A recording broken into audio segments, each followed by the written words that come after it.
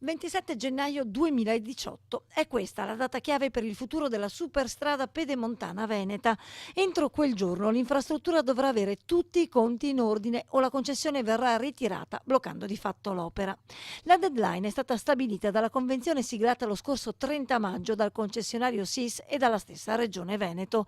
Da allora sono trascorsi 5 mesi, ma al budget dell'infrastruttura manca ancora un tassello, quel bond da 1,2 miliardi di euro atteso da luglio ma non ancora emesso.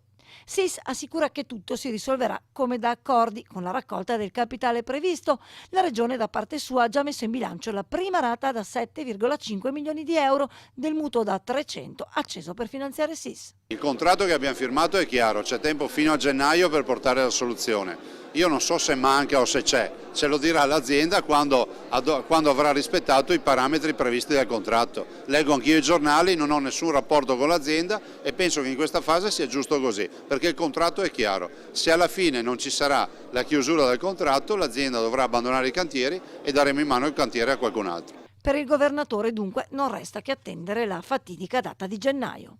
L'azienda ha la possibilità di chiamarsi fuori fino alla data di gennaio. Ovviamente può in qualsiasi momento dire che ha chiuso la partita.